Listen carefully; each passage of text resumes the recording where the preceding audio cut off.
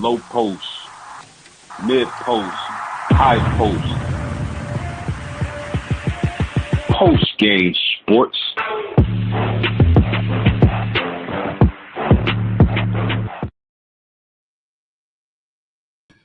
Ladies and gentlemen, welcome in and welcome back to another edition of Postgame Sports.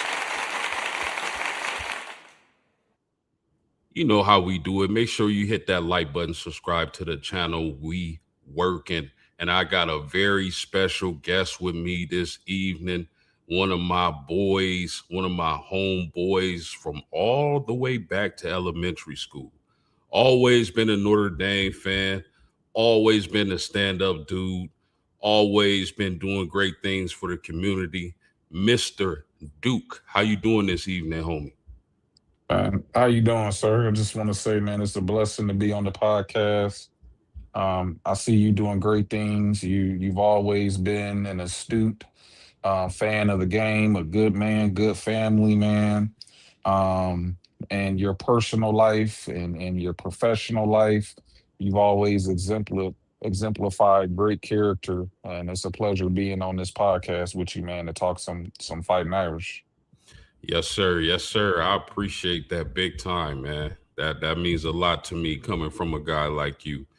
We got Corey Boyd in the house. We just waiting on him to jump on. He'll be on any second now. But man, just let the people know, man. How long have you been a Notre Dame fan? Man, I've been a Notre Dame fan since I can remember, growing up on campus.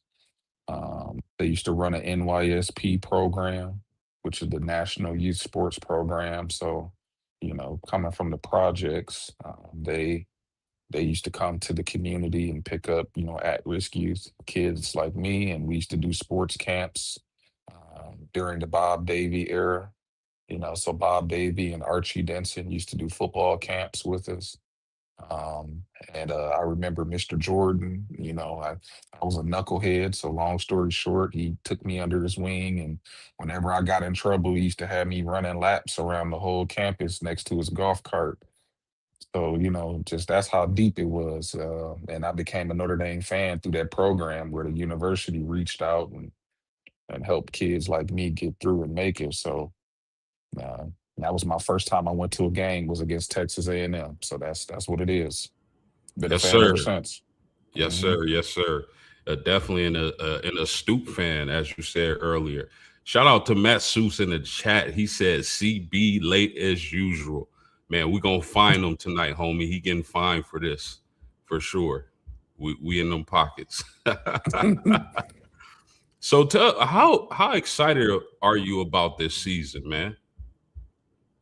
I'm very excited. What Coach Freeman has done for this program and seeing how the alumni and administration supporting him. I mean, good Lord. I'm so excited, and we also get to see the fruits of the new investments in the football facilities. I've always said that we've needed to update those facilities. Notre Dame has been very successful with low end facilities, low end resource investments. Now we have the facilities that can compete with the best of the best. We're at the forefront of NIL. And so I think those investments is going to shine through and be displayed through the talent. So I'm very excited. I don't think I've been this excited in so long. We're back to championship or bust expectations. Already. Man, shout out to Ruben Blad in the chat. He said, "Big Rude. Duke, how you Hey doing man. tonight, homie?" Yes, sir. Man, yes. Yes, one of the greatest tailgate bros of all time. He in the tailgating Hall of Fame. That's He a in the fact. tail Yes, man. We got stories we're gonna keep offline, but man, we got so many great legendary stories tailgating, man. Shout out to him and Seuss, man. Yes, sir. And man, shout out to the homie, Carl Daniels. Carl He said he Daniels. tuned in. We appreciate you, dog. Salute to you. Salute to you, big dog. Masu says, Ruben, go Irish MSU tailgate. Everyone is invited. Can't wait for that, homie. Oh yeah, about to pull Rue up. said, you guys keep doing your thing. Well, man, I'm not gonna hold the people up. I know what y'all came in here for, and we gonna get right into it. So, Duke, ND 2025 left out of the college football playoffs. And my question to you is, should they have been left off? And will this put a hold on, man?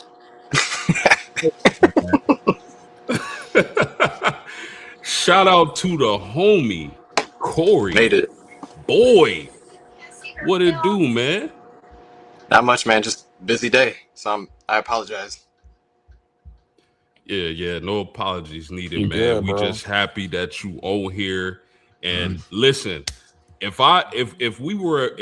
they invited me to a debate team and I got to bring two other Notre Dame fans with me, this is the debate team right here.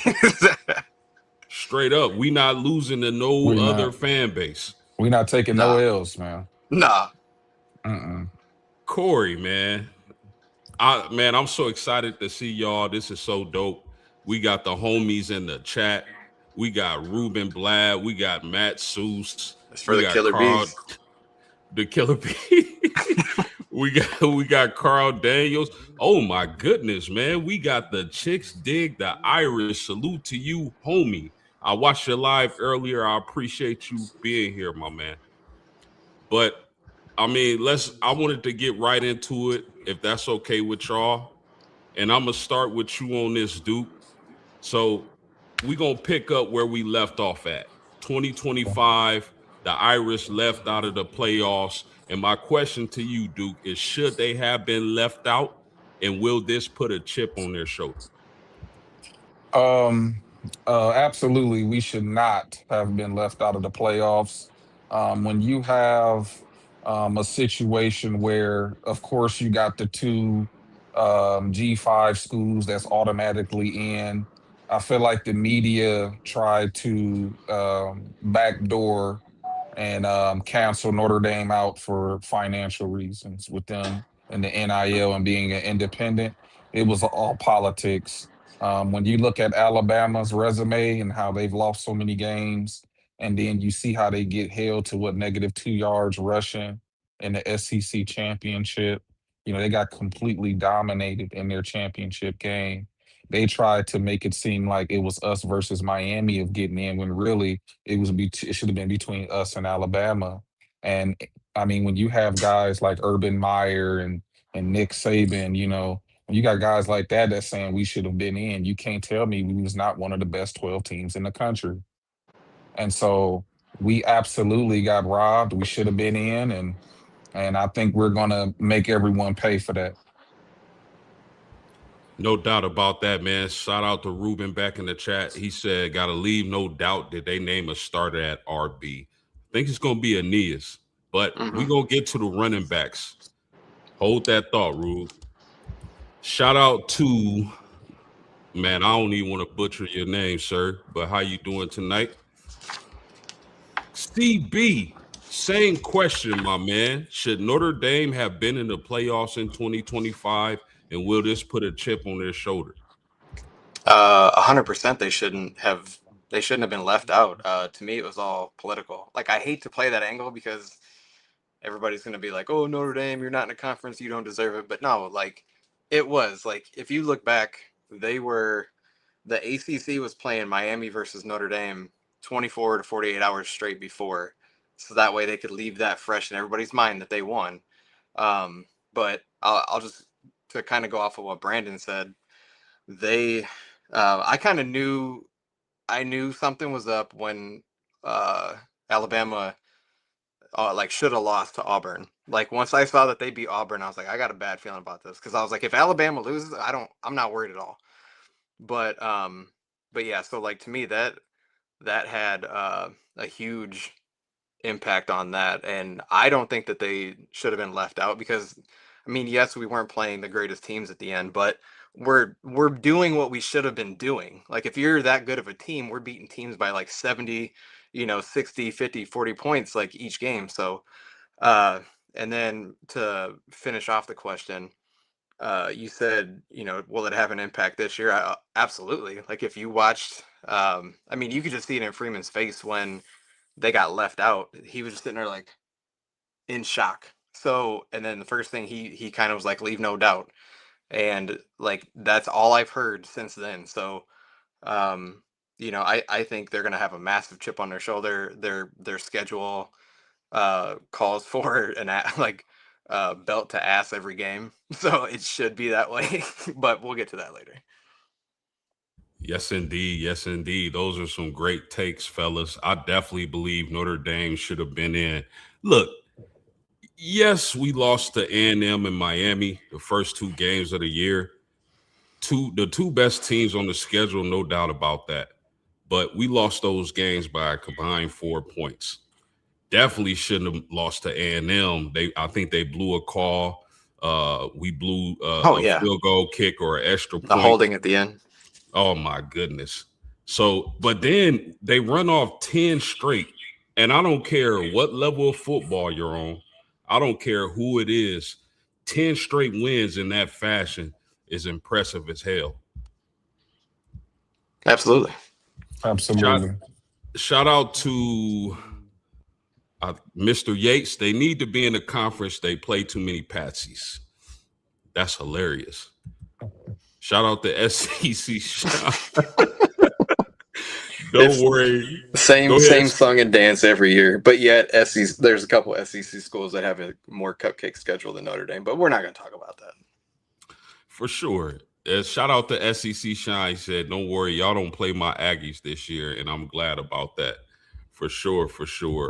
And then Chicks dig the Irish. Besides starting off 0-2, what screwed Notre Dame is Oklahoma beating Alabama in the regular season.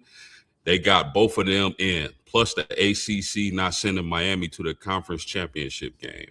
I can dig that. They were third in their conference, but yet they want to bang this going. You need to be in a conference. You need to be in a conference. But yet the third place team made the playoff in their conference. I mean, they completely undermined the importance of having a conference in the first place. And to expound on that further, it boils down to jealousy. If any school had the fan base and the alumni and the resources that Notre Dame had, they would be independent too. Let's just be honest right here. The bottom line is we don't need a conference. Conferences is going to be obsolete in the next 10, 20 years anyway. It's just we're the best at it. They don't want to have that conversation. In 31. Man, talk to him. Yeah. Because I already barbecued and crispified these guys on YouTube talking about a conference, man. Go check that video out if y'all haven't. But man, it gotta be nothing but jealousy because they keep saying the same stupid thing over and over again. Duke should have been in, right? Duke University, didn't they win the ACC? If that's the standards, if only Duke should have been in, Miami should have been out. If that's what we want to go by. And the first year Notre Dame didn't play in a conference. Ohio State didn't win the the Big Ten, and they're in the national championship. And then Miami was in the national championship. They didn't win their conference. So why do conferences matter? Like if teams that are actually going to the national championship don't even win their conference. Talk to them. Yeah. Shout out. Go ahead, Duke. No. I was gonna say to me, it just sounds like laziness. They want to they want their cake and eat it too. They want the benefits of a conference doing the leg work, but they don't want to get out here and put boots to ground like Notre Dame has. They want the money that Notre Dame brings in, but yet they don't want to play them every year. If you don't want Notre Dame in the national or in the playoffs, then schedule them, beat them, so then they don't make it. Talk to Bingo. But no, they don't want to schedule them. They sure don't, man. We seen that all summer. Shout out to Carl Daniels. He said, "Can't wait for the season to start." I'm with you on that, bro.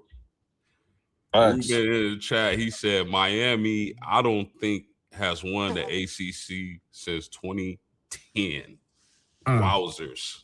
Let's not forget they dropped that game to SMU. Yeah, No they one lost. wants to They talk lost to about two that. teams. They lost to two teams that weren't even ranked. They wasn't even ranked. Louisville and SMU. You know, Facts. Facts. but God forbid we have SMU on our schedule, and I guess that's a cupcake. Yeah, They beat the runner up, for the national championship. So pick and choose. What is it going to be? yeah. Crazy. It's whatever narrative fits. It's whatever fits their narrative. All facts, man.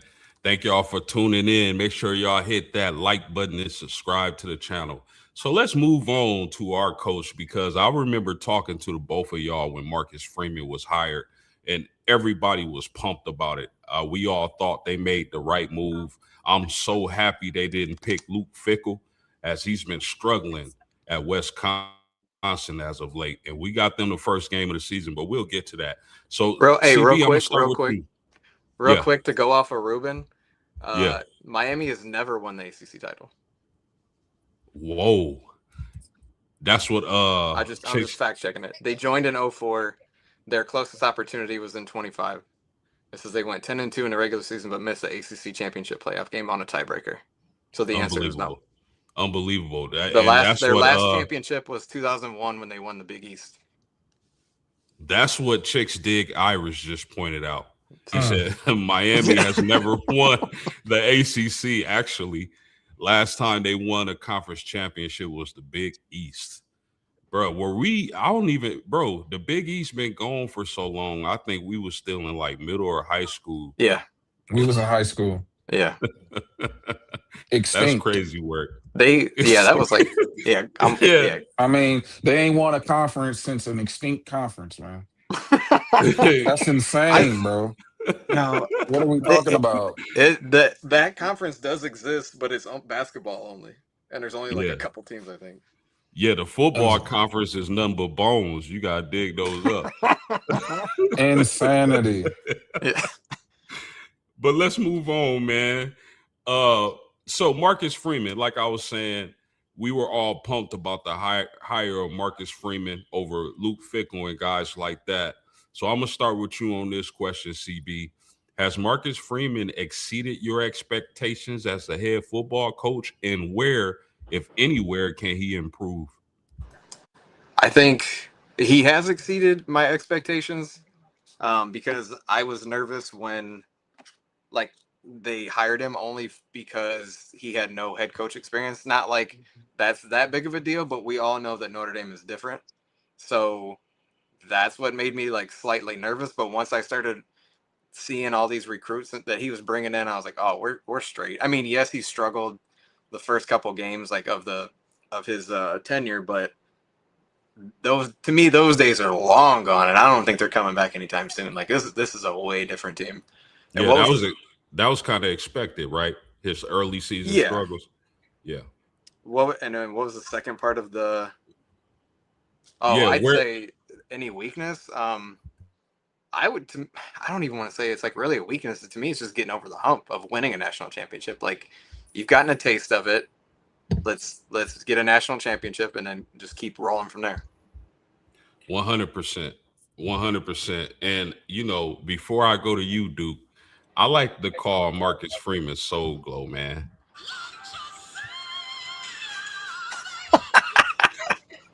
I like to call Freeman Soul Glow. Shout out to Coach Freeman. So, Duke. Yes, sir. Has Marcus Freeman exceeded your expectations? And where do you think, if any, he needs to improve?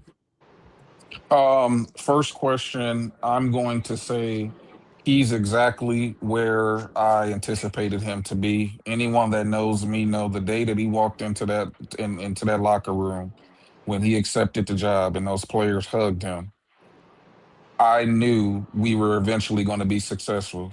Marcus Freeman came at the perfect time where we needed someone who was more tailored to the direction NIL, a lot of the media and marketing and the money. He's perfect. He's the perfect recipe for what we need to do moving into the future. So I knew he was going to do all of this. Anybody that knows me know that I've been Marcus Freeman since day one. If I had to say an area of improvement, I think the only thing left for him to improve is the ground roots recruiting at that boundary receiver position. um, we need to be able to improve recruiting that particular type of receiver. We went to the portal, got the Malachi Fields, got the Bo Collins and stuff. We went to the portal to get the Quincy Porter. Now we need to start getting some of those kinds of guys in recruiting. We're good at getting the shorter guy, the explosive guy, but we need that boundary guy to come in that can dominate, maybe like a 5 star, because we're getting 5 stars at every other position group. That's the only critique if I'm pulling, picking hairs or whatnot. Yeah. So yeah. 100%. I agree with y'all. And like I said, I was ecstatic when Freeman was hired. I knew he would be successful. I think y'all both had that same feeling. But I want to see him dominate the month of September because let's face it, fellas, he's had some ugly losses in the month of September, even at home. I think he's going to get over that hump this season. That remains to be seen. And just winning the national championship. I think that's all that's left to do for Marcus Freeman in his career at Notre Dame. I'm hoping he stays until 2040 and gets a statue and all that, gets multiple championships, brings multiple championships to Notre Dame.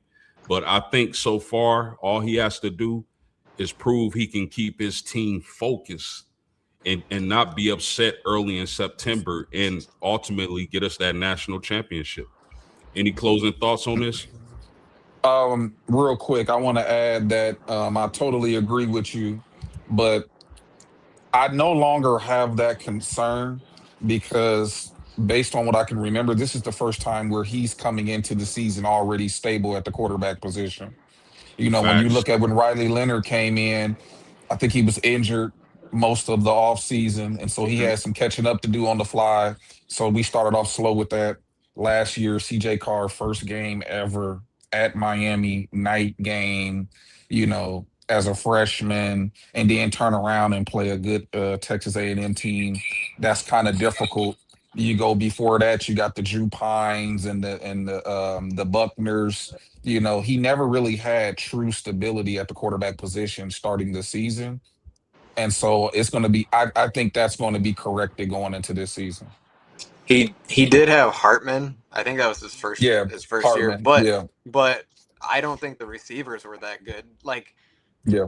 that's why I think he got rid of the guy from Clemson. I can't Chancey Stuckey, because you'd see Hartman just like holding the ball and you're like, come on man, let it rip. But then you watch tape and you're like, these dudes ain't open. They're not Yeah. getting open. Yeah, y'all bring us Yeah. some really great points, man. And again, that's a great segue for the next topic because we're gonna get into these quarterbacks at the University of Notre Dame. And y'all see I got the depth chart pulled up on the screen for y'all to view. So, and I'm gonna start with you on this question, Duke. What are your expectations for CJ Carr? Second year under Mike Denbrock. He got that experience as a starter last season. What are your expectations for QB1 this year? Definitely in the Heisman Trophy conversation. I believe we're going to have an improved offensive line. We have a stable of backs, and most importantly, we have a very deep receiving core. When you bring in multiple 5 star recruits and you pair them up with Jordan Faison, who's now dedicating his full time to football. This man has been torching DBs and torching college football, uh training part-time, cross training between two sports. Now 100% focused on football, so he's going to be a monster. Great house, who is healthy, looking good in camp. He has a plethora of weapons, elite offensive line. I'm excited about Ian Premer, who Denbrock referred to as a freak of nature. Our offense coordinator Denbrock don't give compliments that often. He very rarely gives compliments. And so when you have that kind of firepower in year two in the offense, you go out there and you're the MVP of the Manning Passing Academy. You're outshining the best quarterbacks in the country. I mean, anything short of a Heisman Trophy candidate is a disappointment. Okay, so who do you what and I'm gonna come to you, CB, but Duke, I want to know who's gonna be QB2. I know Marcus Freeman said in a press conference that the guy who's QB2 to start the season may not necessarily be the guy week 6. Who you think ultimately is QB2 for the season? That's tough. I'm I would have to say, is it Gerard? I think right now he's probably going to be in the lead due to seniority. Or no, not Gerard. Who's the other the quarterback that's always been here? Hebert. Is it Blake Hebert? Blake Hebert, yep. Yeah. Yeah, right now Blake Hebert got it because of seniority, familiarity, year two, stuff like that. But I think Teddy Gerard, if once he gets the offense down packed, Yeah. I believe he's going to eventually get that number 2 spot. CB, man, what are your expectations for CJ Carr this upcoming season? Really not too much different than Duke. So I can't really add like any flavor to it, but I think he'll be in the top 3 for the Heisman. I don't necessarily know if he'll win it. But I do think that anything less than that would be a disappointment, like Brandon said. And then I think that because if I remember right, it was Hebert that was playing well in the blue and gold game. I remember we were sitting there and I joked with you, Rashawn. I was like, hey, we got a quarterback controversy. Yeah. but he was playing well. Like obviously it was a joke, but like, yeah, I thought he played well. To me, he looked like a big version of Aaron Rodgers. Just the way, like his release, like he looked a lot like Aaron Rodgers to me. Ooh, that's a very good breakdown, man. I expect fireworks from CJ Carr this upcoming season. And simply it's like y'all said, like when was the last time we had a returning starter at quarterback? Second year under Mike Denbrock. Is it Ian Book? It's been that long? Like really? I think so. And it Yep. should. I think this is the first time Marcus. I think one of y'all said it. This is the first time Marcus Freeman has ever had a returning starter at Mhm. quarterback, Mhm. and a homegrown quarterback at that. So I'm extremely excited. I think CJ Carr is going to barbecue this year. And like Brandon mentioned, him winning MVP at the Manning Passing Academy, like I think that speak volumes. Because you think about all the quarterbacks he was there competing against, some of the best quarterbacks in the nation. And you heard the praise from Tom Brady. I believe Tom Brady Oh yeah, last year that's a good said quote. he was the best quarterback in college. So I couldn't be more excited. But let me ask y'all this: if CJ Carr does win the Heisman, what do you think that takes? What kind of season must he have, like statistically? Yeah, I think he would. Anything involved Notre Dame winning anything, you're gonna have to take the leave no doubt approach, because history shows that if they can slight us when it comes to rewards, recruiting rankings or anything of the such, they're going to give it to someone else. For example, I know a lot of people may disagree with me, but I think Manti Te'o should have got the Heisman over Johnny Manziel. So I think CJ Carr is going to have to win emphatically in order to get the Heisman. If there's another quarterback that's neck and neck with him and they're in a conference and you see how they manipulate the networks and the votes, and I could see them snubbing him on the Heisman. He has to be decisive and definitive in winning that award. That's my opinion. No doubt about that. Shout out to Time in the chat, man. Salute to you, homie. I appreciate you being here. Corey, any thoughts on that? No, no, I'm just kidding. No, like, no, I think that he will have to. I don't want to say Tim Tebow or Joe Burrow it, but it's got to be something wild. But the only thing is just being realistic. Like I don't know like other I haven't seen Porter and Mylan Graham like play other than the spring game, but like he's got to have good weapons around him too to help get these numbers because he's not going to run. He's not a running quarterback. So that's to me the only thing that might damper some of his numbers. Like you know, obviously like somebody like Cam Newton or Johnny Manziel, they could rush and they can pass, and that really helps out. But you know, he's gonna have to light it up. And like I said, obviously they are 5 stars and they should be really good, but let's see. Like I'm excited to see like what they do. Yeah, definitely. Me too, man.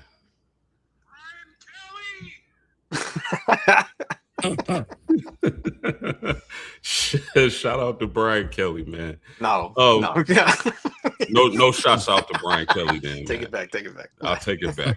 Shout out to Marcus Freeman. Seuss in the chat, he said we need Greathouse to stay healthy. That's interesting because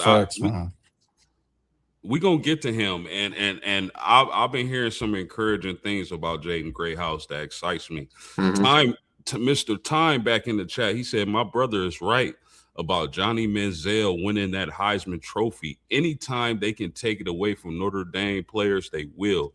National media will. I agree with that. And Time said battling Notre Dame players has to be outstanding in order to win that Heisman. So let me ask y'all, when it comes to CJ Carr, like what do you think? What's a number when you think about touchdown passes, yards? What kind of numbers would he need to just blow the voters away and solidify that Heisman Trophy? And real quick, I'm just doing some fact checking. Like, think about when Troy Smith beat out Brady Quinn. Brady Quinn had better numbers than him. He had more touchdowns, only one more pick, and he had 89 or 85 more completions, and almost 1,000 more yards than him. So yes, he's gonna have to have, I don't know, 40, 45 touchdowns. and just to add to what you guys are saying, you know, the Heisman voting, they pick and choose. It's more of an agenda based award than anything. You know, we watched Mendoza winning it last year, but look at his numbers. Yeah. You know, so they pick and choose. I think in order for him to win the Heisman, he gonna have to have one of those touchdown to interception ratios like 40-5 and 5. He gonna have to do something crazy like Joe Burrow. Yeah. I thought if I remember correctly, one of Ian Book's years, he had better stats than Mendoza did last year for winning the national championship. Or not winning the Heisman. Yeah. You know what? I have forgot all about that Heisman year. Was it Troy Smith and Brady Quinn? Brady Quinn, yeah. Yep. I forgot all about that, man. Yeah, I was mad because I wanted Quinn to be on the cover of college football. Yep. For sure. Hey, shout out to Ruben Blad. He said, man, he's got to go. He's got to. I'm sorry. Yeah, he do. He got to. But let me ask y'all this before we move on. Do you think Notre Dame has that type of offense to where CJ Carr is going to cook like that to get a Heisman Trophy? Yes. If Quincy Porter turned into what we want him to be, that elite 5-star barrier player, and then with all of the guys that can do everything in between, Great House and Faison and Mylan Graham, you know what I mean, and throw in Ian Premer, some Flanagan. Like if everybody is popping off at the same time with an elite offensive line, don't forget Aeneas Williams is a receiving threat. Facts. It's just too many weapons, bro. There's no, from a talent and depth standpoint, he can win the Heisman. It's just a matter of him going out and doing it and staying healthy. Facts.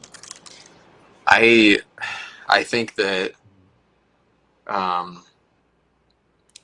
think that the schedule, I'm not saying we have a cake schedule because there's other teams that have more cake, but I think our schedule allows us would allow for him to cook like that too. Yeah. I agree. Man, shout out to Masseuse in the chat. He said Mendoza wasn't even the best player on his team. The wide receiver was. Facts. Talk to him, Seuss. He still got Facts. Man, still got it. Jeremiah Shout, Love should have won the Heisman, man. Let's just put it out there. I agree with that. Shout out to Time. He said Brady Quinn got robbed. See, this is why we don't need ESPN. All those For real, other sports facts. news because they Man, get paid to start narratives and cause chaos. Carl Daniels in the chat. He Because said, they yes. get paid. ESPN gets paid for I think it's 4 or 5 million per SEC and ACC. No, not SEC, ACC team in. So naturally, they want a return on their investment because they spent like what 1.2 billion or something like that to have the rights of the college football committee. So if they do, then aren't they putting their own people in there Right. that It's, yeah. that can make these shots or make these calls? it's really common sense, man. But Yeah, people if you follow the money, follow the money. That's all. That's all you have to do. Yeah, Yeah. people are Sorry, so cut you off. ignorant, man. No, you good, bro. I want y'all to cook, man. This show is for y'all to show the people on YouTube who you know who I be chopping it up with on a regular basis. But shout out the Time back in the chat. How to get rid of Notre Dame? They always have a solid offensive line. I keep telling people if you have a decent offensive line, especially in college, you will be okay. Yes, sir. Yes, Facts. sir. Yes, sir. Facts. So let's move along. Well, first of all, fellas, man, this is like who wants some of this, man?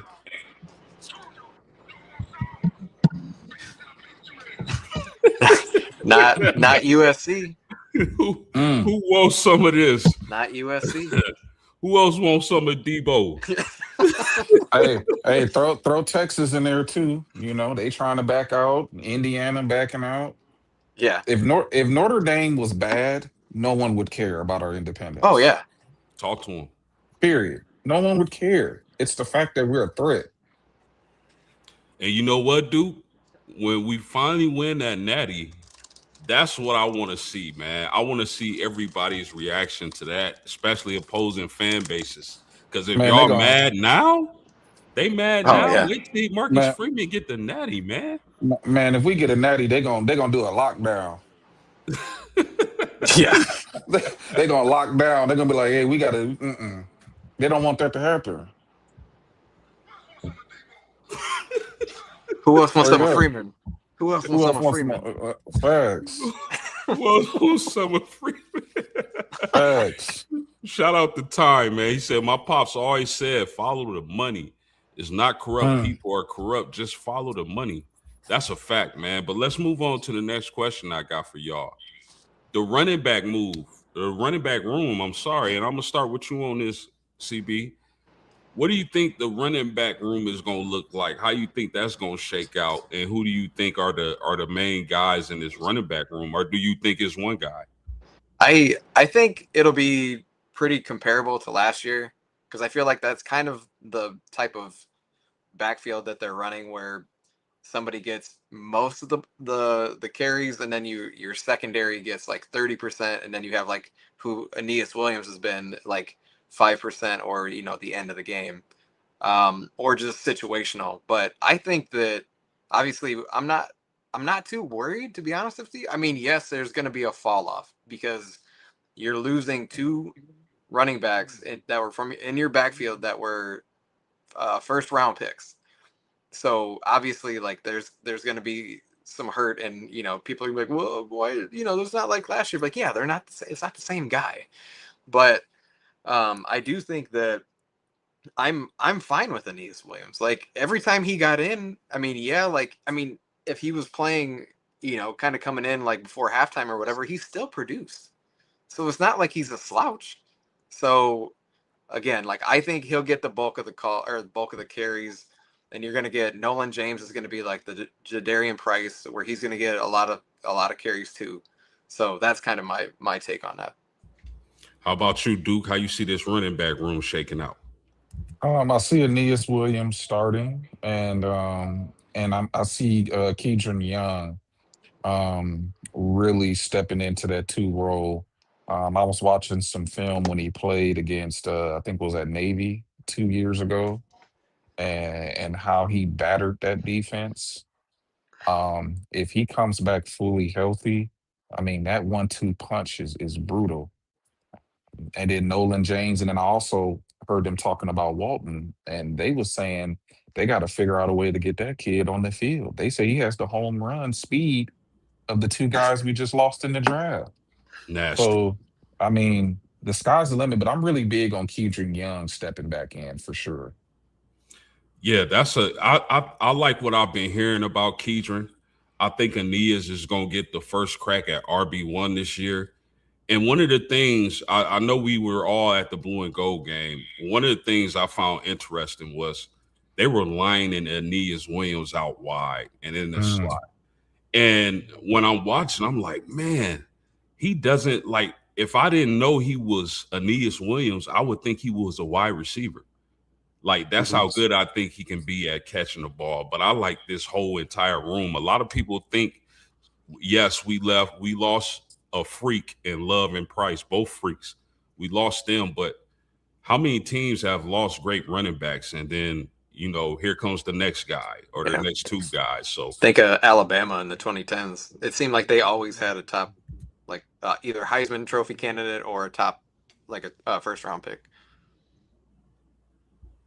yes, sir. Shout out to Time back in the chat. He said, I hope you understand why Notre Dame is being treated the way they're being treated is because they are independent.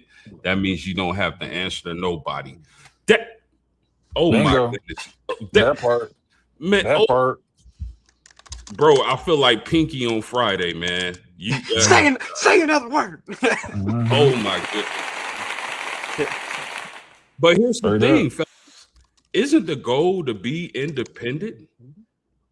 Those same people complaining about Notre Dame, wouldn't they rather be independent in whatever field they are in? Right? I've been telling Brandon this for the past couple of years. I'm like, why aren't other teams doing this? Like, where they can just pocket all the money. It's like similar to the what I big said. schools. Oh no, you got to I'll let go you. ahead. No, I'll let you talk. But that was my thing. Is like, why not? To me, there's more incentive for your big schools to do it. Yeah. It's similar to musicians or like rap artists where it's just easier to sign a record label. They handle the distribution, they handle all of the marketing, they handle the producers, the mixing. They do all the grunt work. All you have to do is just perform. Well, Notre Dame does all of the grunt work on its own.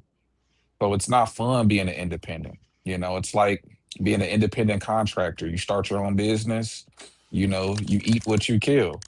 And so I think most teams are just too lazy. They're in bed with people who are at these networks, and it's just easier to just sign along with the conference and have them do all of the dirty work for you, and you can just focus on the sport. Notre Dame is doing all of the above with no help other than the alumni. And so Facts. that's just laziness, bro. And another thing is they applied to be in the Big Ten because like I want to say like the 20s or 30s or something like that. And schools like Michigan and Penn State were playing politics, didn't want them in there. So then they decided to be independent and haven't looked back. And they haven't applied. I don't think they've applied anywhere else since then. So again, I did a video on this and I made this analogy because I remember them trying to join the Big Ten. And it's like, you two, y'all start a shoe company. And I come with my idea of a shoe company. And y'all tell me, no, we don't want you to join us. So I create my own shoe company and it's popping, blowing y'all out of business almost. And then y'all come to me now that I've blown up and say, we want you to join now. Don't work like that. Especially, well, that was they had to start scheduling teams like USC and branching out because the schools in the Midwest didn't want to play them anymore. Facts. Shout out to Seuss in the chat. He said going to be a lot of receptions from the backfield, similar to how they use Darius Walker. And then Time back in the chat, he said WTP Sports, the more that Notre Dame is independent, it's the more that the commentators in the sports, people will keep them out of a bowl and judge them harder than any other team. I agree with that. And he keep them out of a bowl. Like bowls aren't that big of a deal anymore. Like, and them sitting out last year just proved it. Like it obviously didn't hurt Notre Dame. Yeah, and to add to that, they weren't the only team that set out the bowl seasons. It's just because we Notre Dame, it was blown up. But time back in the chat, he said, this is why you hear most of those guys on TV always say, oh, Notre Dame needs to be in the conference. For what? You are already being biased towards Notre Dame to the players, no Heisman Trophy. And he said, I think Williams is going to surprise people, and the two other backup guys they got. Just keep an eye on Notre Dame. I'll always keep my eye on Notre Dame. That's a fact. That's a fact. Let's move on, fellas. The wide receiver room, and I'm gonna start with you on this, Duke. Who do you think the guy's gonna be? Like, if CJ Carr had a guy who's gonna be his favorite target out of that wide receiver room, who's that gonna be? I think Jordan Faison. I think he already has a rapport with him, and like stated earlier, he's now dedicating. He's playing football full time. So I think he's going to further unlock his true potential, like Coach Freeman says. And I think he's going to be his favorite target starting off. And then as the season progresses, I think he's going to naturally branch out and hit some of the other guys that develop along the way. But starting off, Jordan Faison, because he already has a rapport with him. Is there a guy you think that's going to break out from that room? This is going to sound strange, but I'm going to say Greathouse. If Greathouse stay healthy, I think he only had like 4 receptions last year for like 70-something yards, and then he got hurt. Greathouse has shown us when he's fully healthy and locked in, look what he did in the playoff run. And so I think with him coming, I think he's going to probably emerge a favorite as well. Say right to you, CB. Who's the guy who you think is going to be CJ Carr's favorite target? I hate to do it, but again, I do agree that it's Jordan Faison. Again, he's played with him, 49 receptions, 640 yards last year. And like you said, he dedicated most of his time to football now. Not like it probably made that big of a difference, but I think that it like you kind of noticed it last year as time went on. He started throwing more to Malachi Fields toward the end. Yeah. And the guy from Wisconsin, I can't think of his name, but he started hitting those guys more. So I think Brandon was right on target with Faison starting off. But I think Micah Gilbert will be the surprise this year. From what I've been reading, that he's had one of the best like springs and summers. Yeah, Will Pauling. Thank you for that, Drunk Vigo. Will Pauling was a monster. Yes, he and was. Time said it's going to be Cooper Flanagan. Cooper, nice. Yes, sir. Man, that is crazy, man. Are you not entertained, people?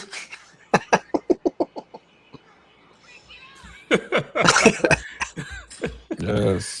Bro, so wide receivers is crazy because I know we got some shiny new toys from Ohio State that Freeman recruited himself to get over to Notre Dame, and I really like those guys. Those guys are super talented.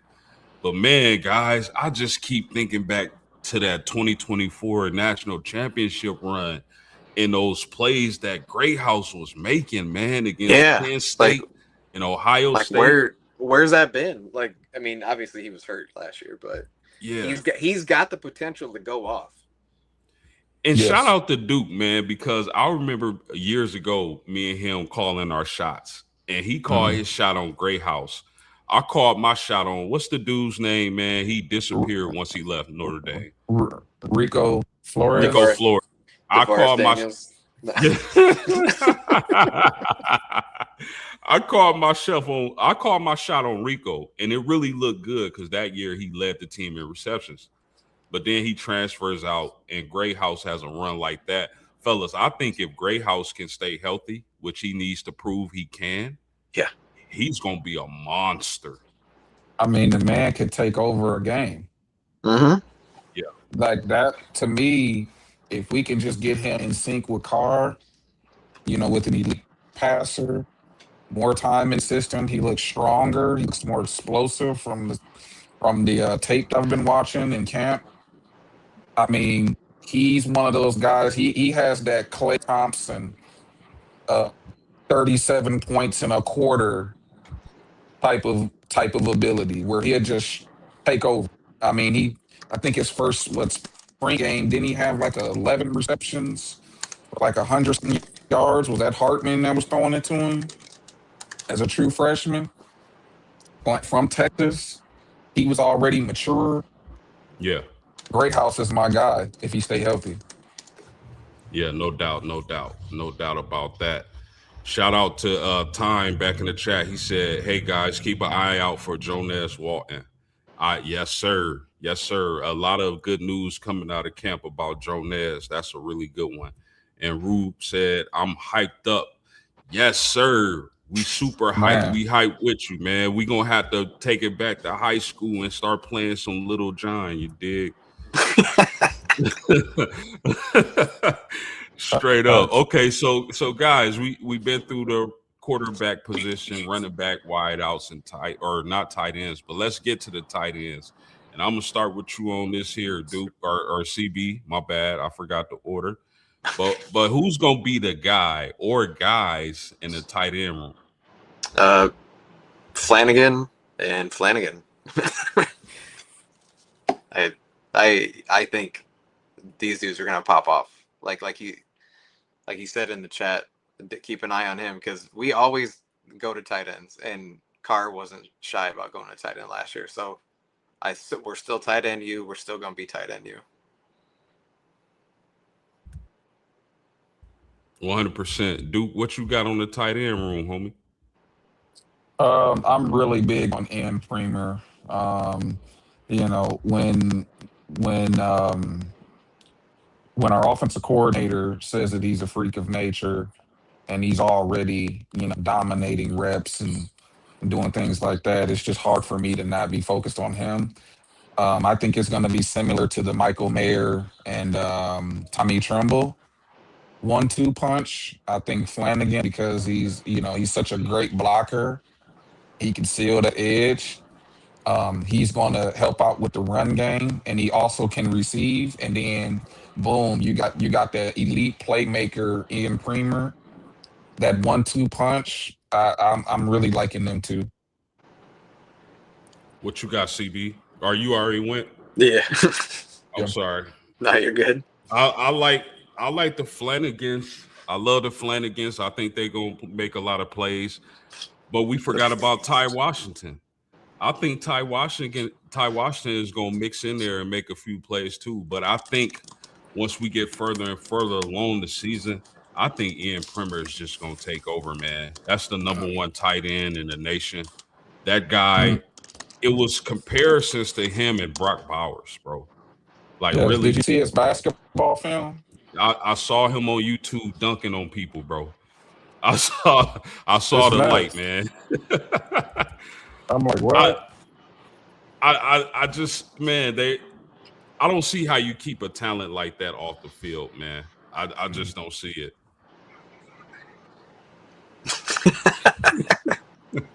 Who else wants some of Debo? Let's move on. Who else wants some of Premier? Who else wants some of Premier? Yes. Shout out the chat. Shout out to Time. He said Coop. He said Notre Dame is known for throwing to the tight ends.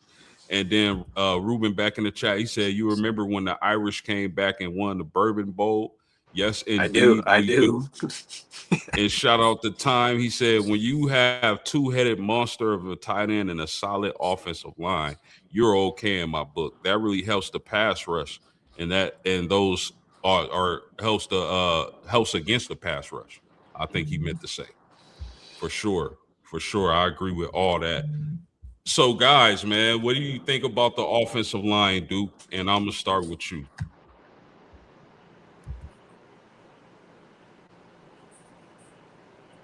He's stunned. Did he? He was thinking. Hey, the video is skipped, so I didn't. When he said I'm gonna start off, and it skipped. I didn't know. I was like, oh, I hope he says he me. Can you please react to that question, man? Yeah, I got you, dog. What do you think of Notre Dame's offensive line, man? What are your expectations for the O line? When you hear the coaching staff, um, rave about our offensive line and depth, I think it's going to be even better than last year's. Oh yeah. And that's not even including Jagasaw. And so they're saying Anthony Mack, he's drawing comparisons to Zach Martin at the guard position. Wow. It can't get any better than that. I'm very excited about Will Black at the left tackle position. Gilby Lambert at the right tackle position. You got two elite 5-star bookends, both 6'7", 6'8". I mean, this is I'm so ready for the season start. Let me let CB cook, man, because I'm hyped right now. It's No, crazy. I mean, I don't really have much to say other than I think they should be one of the top 10 offensive lines in the country. I mean, well, as long as they can stay healthy, that goes for every position. As long as we can stay healthy, because it's a long season, we should be barbecuing everybody. But Yeah. I do think that I don't have like the deep knowledge like Brandon does on this, but on paper, I think that they do have one of the top 10 lines in the nation. Yeah, I think they're going to have a top 3 offensive line in the nation. For I think sure. they'll be in the top 3. Yeah, and you know what's so crazy about this offensive line? It's mega talented, and their best offensive lineman may not even play this year. That's the crazy. They saying Jaggers. They think of Jagasaw with the names of the top offensive linemen that's come through Notre Dame in the last 20 years. That's how high they think of Charles Jagasaw. Shout out to Time in the chat. He said Notre Dame always have a solid offensive line. Always, already. He said, and they don't have any seniors. They have all young offensive linemen this year. Notre Dame always have a solid offensive lineman. And then he said, that's crazy if their best offensive lineman is not playing. Yeah, man. I mean, Charles Jagasaw. Look at that Penn State game back in 24 in the playoffs. You remember how Notre Dame's offense couldn't do anything in the first half? Then they insert Charles Jagasaw in the second half, and all of a sudden, Love is running through holes, giant holes. Price is running through giant holes, Aeneas Williams. So that dude's a difference maker. And I'm only thing I can hope is that he gets himself healthy and back to where he can play football, man, because that dude is an absolute stud. Mhm. Any closing thoughts on the O-line, fellas? We just have an embarrassment of riches on that offensive line. Even though we've historically been great on the line, it's even crazier that I think we're even better than Yeah, historically. I would That's agree to the that. crazy part. I mean, we have literally almost all 5-stars across the board. Yeah. What other team can say that? Yeah. You got anything else on the O-line, CB? Nah, I'm good.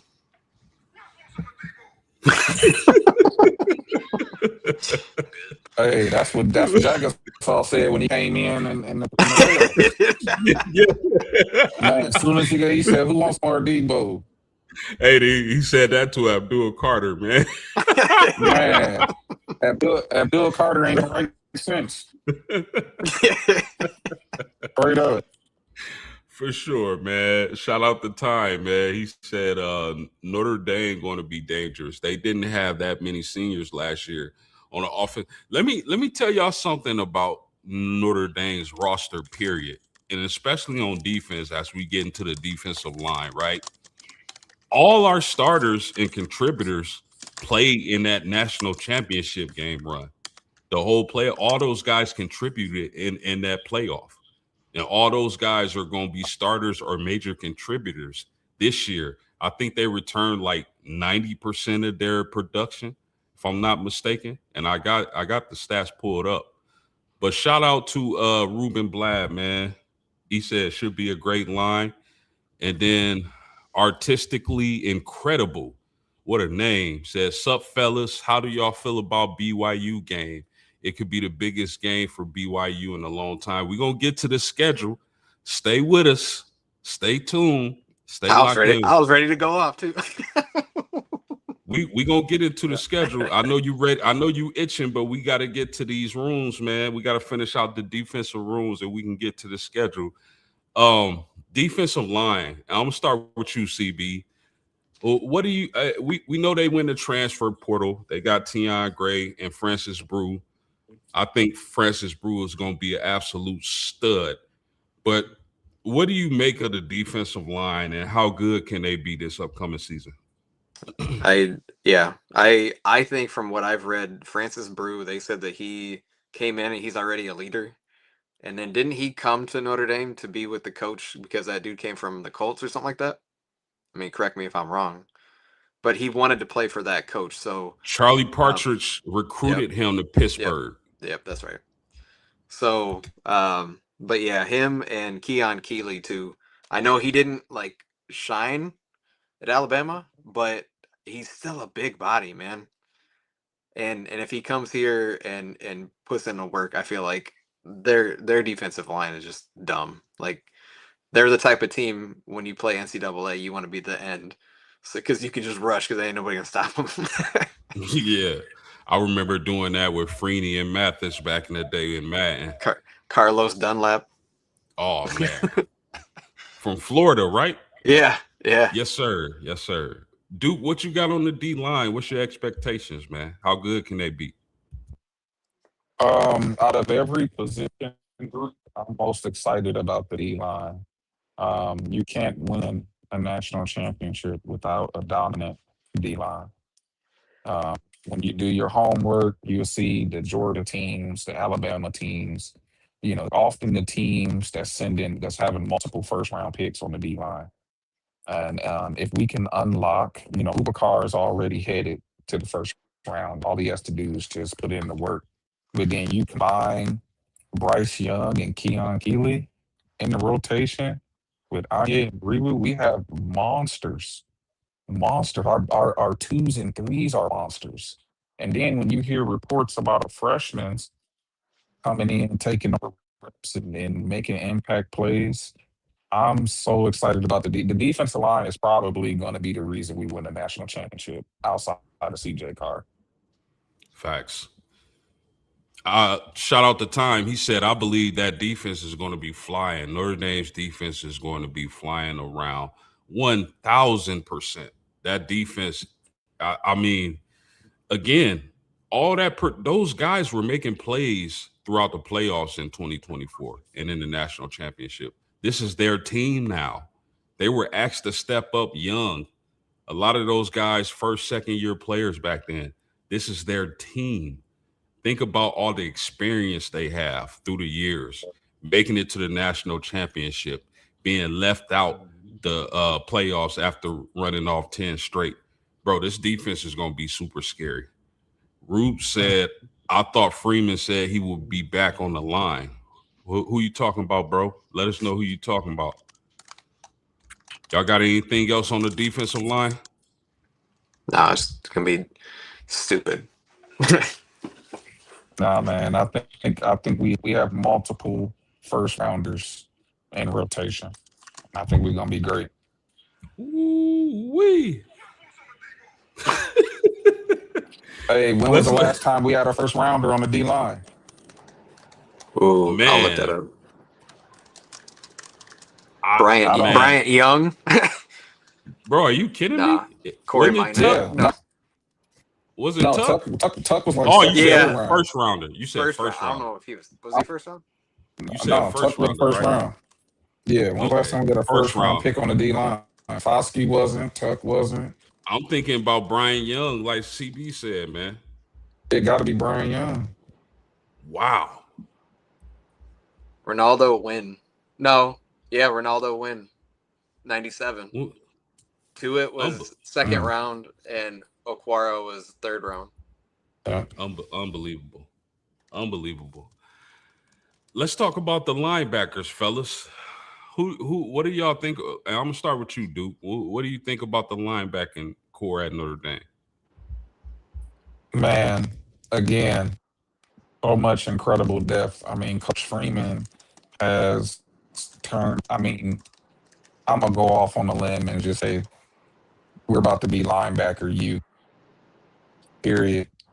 I think Kingston, from a talent perspective, probably the most talented linebacker in the country because not only he can cover sideline to sideline, but he can rush the passer like an edge rusher. You Yeah, know, and so when you got guys like that, and then of course Big Bowen, the leader, the heart and soul. I mean, you combine him. We still got Sneed, who is a 5-star athlete in himself. I think he has something to prove. Osbury, they said he going off, but the one I'm very, very excited about is Madden Faremo. They said he is annihilating people in camp. I mean, again, we probably have a couple first, second rounders just in that core group. I think Kingston is a first rounder. yeah, I That's agree my with take. that. I agree with that, man. And you know, I think Osbury and Snead are so overlooked Mm, because those it's just so much talent and all those guys are I think our six deep, all of them are gonna play in the NFL. I really believe that. yeah, CB, what you yeah. got on the LBs, man? I was listening to a podcast. They said that all like most of Notre Dame is like not starters too deep. They're all projected to be picks in round 1 through 3. Like if that's true, like it's That's stupid. insane. So, but no, I think, um, yeah, I think Bowen has that experience in the national championship game. And being a linebacker, you got to be it's safety too, but you got to be the quarterback on the field. But yeah, the videos I've seen, he's always in people's faces, like getting everybody working out and all that. But I think that the linebacking group is the best in the nation. My top three are Notre Dame, Texas, and Texas Tech in that order. Ooh, I like Texas with Biles as well, but I would have to go with Notre Dame. I think defensive line, I'm gonna give a slight edge to Oregon. Linebackers and DBs, I'm giving to Notre Dame in the country. But Yeah, let's get to that DB room, CB. I mean, do we even really need to? We got to for the Mm. fans, but let's talk about the DB room, man. What are I your mean expectations for that DB room? it's so nice because for I want to say early 2000s up until probably 2019 ish, like I was always like, man, the secondary just garbage. Like we'd have like one good defensive end, but it didn't matter because our secondary was bad. And I think it was like Kelly's last year, like, okay, like we're not bad at secondary. And then now it's like, I feel like we're, up there with some of the best in the country. Like obviously Leonard Moore, one of the best in the country, and Adon Schuler. But again, like you're going to get pressure up the middle. You're going to get pressure from the edge. Like their jobs are going to be made easy. I mean, they will get tested obviously, but, um, I do think that Leonard Moore is the best, and even Jeremiah Smith said Leonard Moore was the hardest guy ever to cover him. So if we're pointing at looking at comparisons to NFL type talent, but yeah, so that's my take on the DB room. Not much, but we're still solid, and it feels good to like all right, like not worry about the defensive back so much anymore. Yeah, because we've been picked, bro. You gotta think about it. If everybody's seen the thumbnail, Coach Weiss, Coach Willingham, Brian Kelly, and Bob Davy are standing up against the wall watching Freeman give his speech. That symbolizes our lifespan as Notre Dame, Mhm. fans because when we were little tiny kids, probably barely even knowing what football was, it was Davy. Then it Yeah. was Willingham. Then it was Yes. yeah, it's so on and so forth. But we're also used to the DBs getting barbecued every Saturday. They So were always a it's liability. bro, it's a beautiful thing to Yeah. see how this To not worry secondary about it. facts. What you got on the DBs, Duke? Um, Leonard Moore is I'll say the two best players in college football is Jeremiah Smith and Leonard Moore, 1A, 1B. So, no need to go into more. Um, I want to see us unlock McKinney. McKinney is a freak of nature. From what I've been hearing, if we fully unlock him in terms of him understanding the playbook and the technique, they're saying he's a first round pick. So think about this. We're going to have two first round picks at the exterior. And then we can finally put Christian Gray where he's best at, which is the nickel. And we potentially got two first round picks, maybe a second, third round at Gray. I mean, good Lord, are we going safety too, or are we just doing DB? Yeah, safeties too. I mean, Tay Johnson, Bronte Johnson, to me is the best free safety in college football. Aiden Schuler is kind of like Drake Bowen of the safeties, leader. You know what I'm saying? Getting everybody aligned. He's the heart and soul. I mean, we by far have the best defensive back room in college football. It's not close. Our backups will start for most teams. Yeah. You got anything else to add to that, CB? Nah, he's killing. No doubt, no doubt. Man, we already talked about Notre Dame's independence off script, so I'm not gonna bring that up. We're gonna hop on to the schedule before we get up out of here, man. And y'all see it on the screen. Wisconsin, September 6th. Is that a win, fellas? And why? Oh yeah, we about I to cook I them.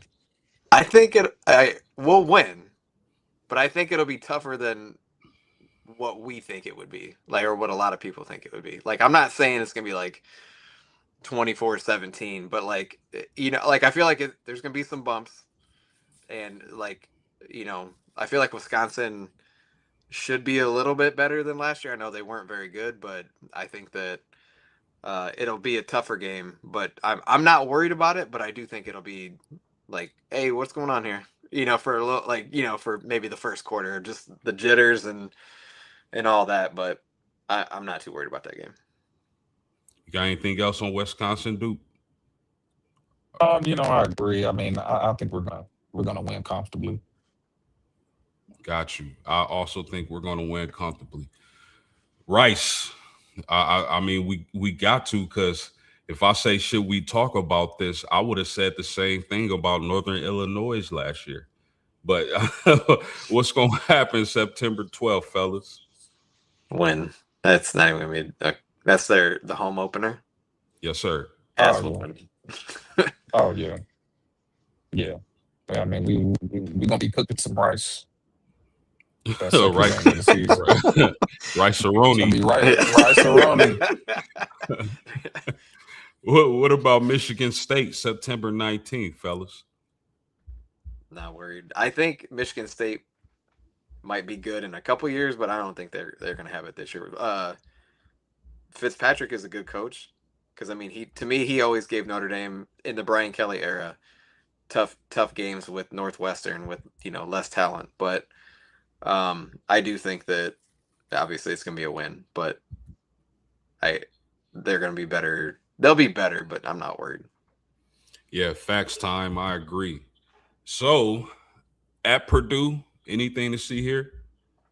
60-0. Yeah. I got Turn. six. You I can got start. six. Go ahead. You can start doing something in the middle of the third quarter, like, and just keep walking in and out of the room. You don't need to sit down and watch the whole game. Oh yeah.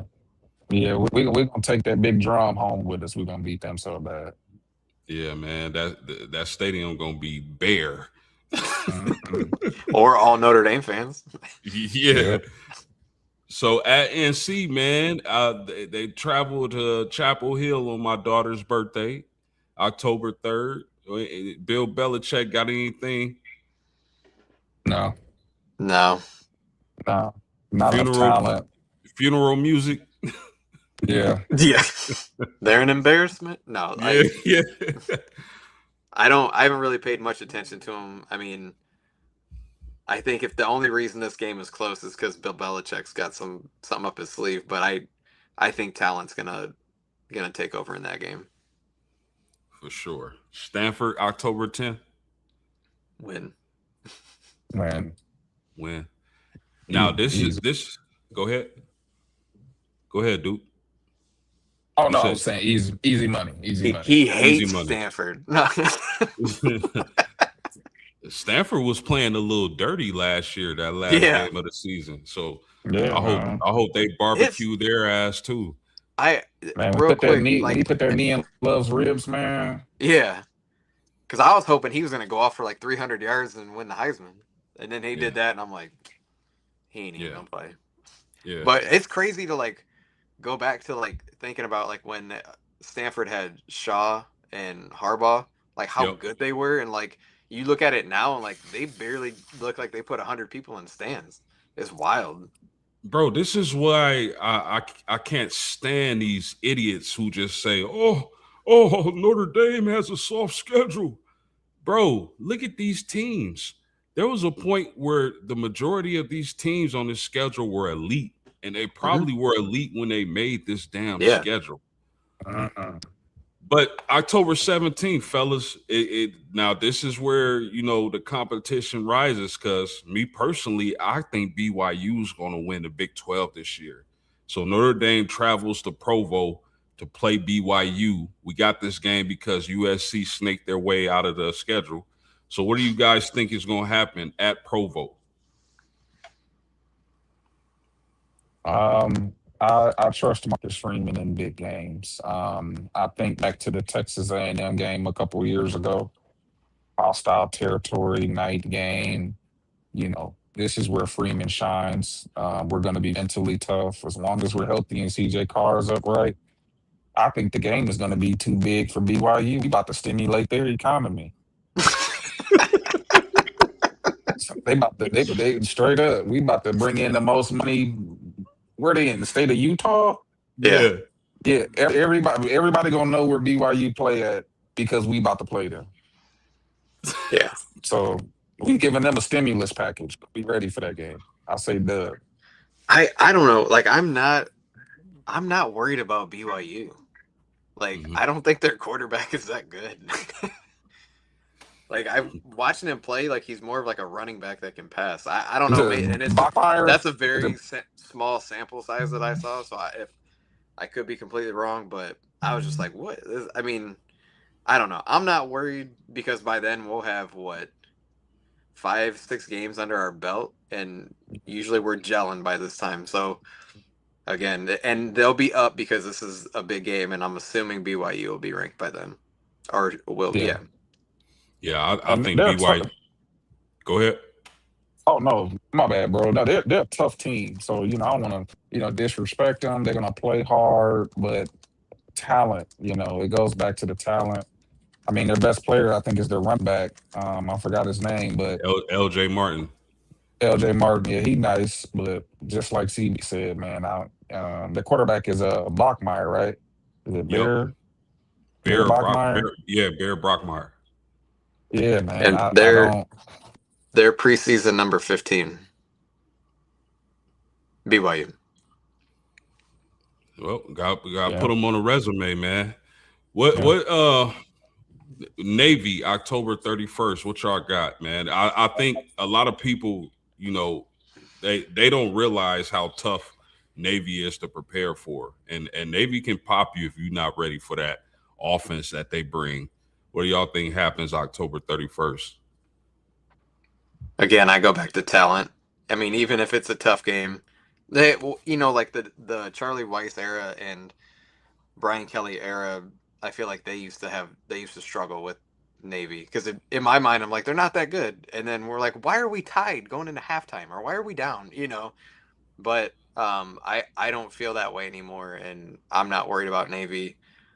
They are, again, like you said, tough to prepare for, but they're one dimensional. So if you stop the run, you force them to pass, we got the best secondary in the country. Try it. Yeah. As long as we take them serious, it'll be an easy dub. Yeah. It's when we don't. That's when they sneak up on you and beat you. So again, I don't see Marcus Freeman taking his eyes off the prize. I'm with it. How about now? Now this the game everybody waiting on. and preparing for. I heard a lot of people say this might be for the #1 overall ranking in the polls come November 7th. This is where our secondary is going to be really tested with Malachi Tony and Cooper Barkate. What do y'all got happening at home against Miami? You got it. Go ahead. I mean, the motivation, all of the banter. One thing I got to take it back to the excellence of Marcus Freeman. He thrives in these types of moments. All of the chatter, all of the talking. This is probably going to be a career-defining game. It's a legacy game, That's a good point. and yeah, and seeing how he got a team ready for the playoffs a few years ago, big time games like this. To me, this is where Marcus Freeman is most comfortable. And I think the team is going to exude his personality in that game, and we're going to win because we're going to want it more than him because we've been getting disrespected by the Miami fan base since we lost. So I say we win by at least by 14. I hope. Whoa. I hope we put up 100 on Miami. Like I hope it's like Stanford, but they just keep the starters in like the whole time. That the way everything ended, and I just didn't think even last year Miami was that good, and then they go to the national championship, and I'm like, all right, this blows my take on it, but I don't think they're as good as last year, but they only beat us by 4, and that was like Carr's first game on the road. Like I hope it's like 10 degrees out, snowing, because them Florida boys are gonna be. You seen when Florida State and anybody else comes up here and they're like, you see them like that. Like I'm not. I'll be honest, I'm not worried about that game. Shout out to Artistically Incredible. He said College Game Day will probably be there that day. Oh, 1,000,000%. Oh, yeah. For sure. Oh, yeah. Go ahead, CB. I was going to say they have them. They already have that as like on the list of top games of the year. Hey, Time said, what is a stimulus? Man, they about to make so much money off of us being there. They gonna inflate all the prices at the bars, the hotels, the restaurants. They're gonna promote generational wealth. Yeah. They're gonna start charging people to use restrooms. They're gonna charge for everything. Now here it gets a little tricky because I feel like this is a trap game between Miami and SMU. We got Boston College November 14th. They played us tough last year in the first half, but then we took over in the second. What y'all think about this BC game? I don't see anything really any different. Like the last time they came to Notre Dame, it was you could barely see the players. There's so much snow, and we just belts to ass. So it's like, why? I don't think it's gonna be any different this time. It's gonna be like playing Stanford again. Pretty much. Yeah. And we're gonna be at home this time too. Yep. Yeah. And it's late November. Oh yeah. Another dub. How about SMU? SMU comes to town the following week. Kevin Jennings at quarterback, Rhett Lashley at coach. What do y'all think happens in this game? If there's a trap game, it's this one. If there's a trap game, it's this one. They represent ACC. They're gonna come in with a lot of pride, especially when we beat Miami. They're gonna have the pride of the ACC on their backs. We got to watch the officiating, but that could be a trap game. I still think we're gonna win, but that's gonna be one of those teams where I'm like, all right, after the first quarter, I want us to be comfortable, and then we kind of ride away with it. Yeah, I would agree that if there is a trap game, it's that, but it's at home. And their SMU is Dallas, so again, late November, more than likely the weather's gonna be shitty. So again, I'm not too threatened by it. I even doubt they'll be ranked by then. How about at Syracuse, final game of the regular season against Steve Angeli, fellas? Angeli's been looking good when healthy at Syracuse. What do y'all got happening in this matchup? 40-0. Yeah. And look, when you don't have the defensive line, the offensive line, you win the game in the trenches. Yeah, So no matter what Angeli do, if you ain't got the hogs up front to control the line of scrimmage, there's nothing he can do. I agree. Shout out to Artistically Incredible. We appreciate you, man. He said, yeah, us people from Texas don't do well in the weather. That's for sure. So, Yeah. go ahead, It's funny. CB. I went to Houston a couple years ago, and it was like, I think it was December, and I didn't have a jacket on. I just had a hoodie on, and everybody else was all bundled up in jackets, and they're like, "You from the north?" I'm like, "Yeah." They're like, "This don't bother me."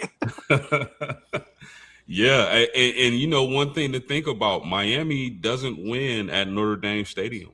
They just don't historically. Notre Dame historically doesn't win at Miami. So that's something to think about. So we got Notre Dame going undefeated. I do. Yeah. Dude, Yep. Notre Yes, Dame sir. will be undefeated this year. Miami is 1-8 at Notre Dame. Pitiful. Mm. What do y'all say to people who claim Notre Dame has a soft schedule? Again, it's just more cope. They need to find excuses to justify their hatred for Notre Dame being an independent because there's no out. Teams have been manipulating schedules and fixing it, get to the postseason forever. And so we have a commitment with the ACC. I think, but we played like 6 games. Yeah. You know, And they choose the 6 teams. they choose the 16. Is it Notre Dame's fault that the teams in the ACC suck? No. Talk to Exactly. Like, why is it It's Notre not. Dame's fault? It's not. Talk to them. You know, Tell so them, I to don't. tell them to join a conference. They do, and then it's like, oh, you play in the Wake Forest. Like, that's their fault. Like, do you think the SEC would be like, hey Notre Dame, come, you can play us. You play 6 teams. Those teams don't want to play Notre Dame in a out of conference schedule. Yeah. Facts, man. Well, man, this has been really fun. It has been a pleasure, man. And I am so thankful to these 2 gentlemen for coming to the post and rocking with the homie, man. Anytime y'all want to come cook, y'all more than welcome. I would love to have y'all on more, but I know we all got busy schedules and different lives, so it's all good. Duke, you got anything on the way out you want to mention? I'm just gonna say, man, shout out to Coach Freeman for making Notre Dame cool again. You know, we're diehard fans, so we're gonna rock regardless. But the way he's elevated this program in the mainstream, he's made Notre Dame cool again, and that's the name of the game. NIL, TV contracts, marketing. We got the new facilities. You know, we finally get to live out our dreams as Notre Dame fans to see us win a championship as adults. It's only a matter of time. If it's not this year, it's going to be the next year.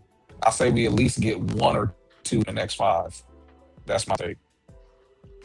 Already. What you got before we get up out of here, CB? Nah, I just say that this is the first year in a long time that I can say, like, I expect to win a national championship this season.